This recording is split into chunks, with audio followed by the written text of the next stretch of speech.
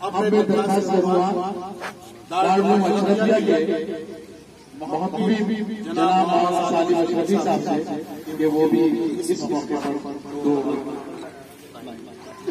بہت شکرگزار ہوں عالی جناب نجم عثمانی صاحب نے اس تقریب کو رونق بخشی. ہمارے چودھری شوکت صاحب، ہمارے نیتا جی اور ہمارے بھائی سب یہاں موجود ہیں محلے کے ذمہ دار، اور ہمارے چوکی میں جو بہت ہی ایکٹیو قیادت کار ہیں جناب نبیل خان صاحب، اور اس پورے علاقے کے ذمہ دار ہمارے افسر جنرل کمار صاحب یہاں تشریف رکھتے ہیں. آپ کی تشریف آوری پر ہم دل کی گہرائیوں سے مبارکباد پیش کرتے ہیں، اور اس مبارک اوسر پر صرف میں ہندوستان واسیوں کو یہ جو جھنڈا ہمارے جیب میں لگ رہا ہے، جو ہمارے لیے سرو سمان کا پرتیک ہے اور ہمارے سر کو فخر کے ساتھ بلند کرتا ہے، اس جھنڈے کے حوالے سے یہ بلڈنگوں پر لگا ہوا، تعمیروں پہ لگا ہوا، چوراہوں پہ لگا ہوا دن رات ہمیں کیا سیکھ دے رہا ہے، بس یہ بتانا چاہتا ہوں. نمبر 1، اوپر اس کو سوریا طیب جی نے جو ہے ڈیزائن کیا، اور اس کے اوپر جو کیسریا رنگ ہے یہ بلیدان کا رنگ ہے.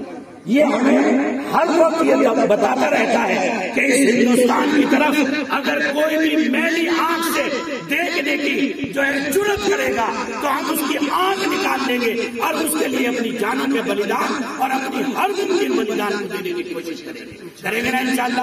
ہندوستان ہندوستان ہندوستان ہندوستان زندہ باد. دنیا کی سپر طاقت ہندوستان، دنیا کی سپر طاقت ہندوستان، دنیا کی سپر طاقت ہندوستان ہے. جمنی طاقت جمنی طاقت گنگا جمنی تہذیب، گنگا جمنی تہذیب. یہ کیسریا رنگ ہمیں بلیدان کی دعوت دیتا ہے، وائٹ رنگ ہمیں سچائی، تعلیم کا جو گرین رنگ ہے یہ ہمیں سوچھتا، صحت کی ضمانت دیتا ہے. اور جس ملک کے رہنے والوں کے اندر بلیدان کا جذبہ ہو، ایجوکیشن ہو اور آپس میں محبت ہو، اور وہاں سوچھتا اور صحت اور تندرستی ہو، اس ملک کا دنیا میں کوئی طاقت مقابلہ نہیں کر سکتی. اس لیے میں آخری اس شعر کے ساتھ اپنی بات کو ختم کرتا ہوں.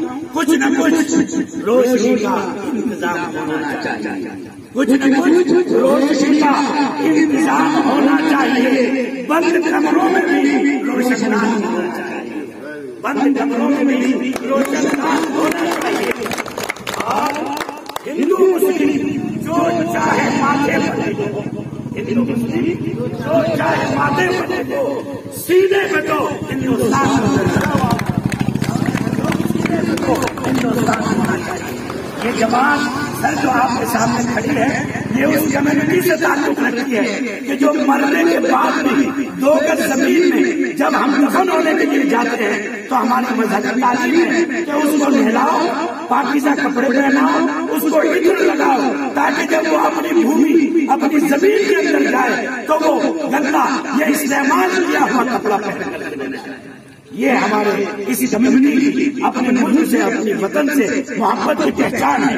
ہم نے جو اپنا بینر بنایا ہے اس بینر پر پیغمبر اسلام صلی اللہ علیہ وسلم کا یہ فرمان ہے، یہ آقا کا فرمان ہے. یہ اپنے وطن سے پیار کرو، مومن کی پہچان ہے. اپنے وطن سے پیار کرو، مومن کی پہچان ہے.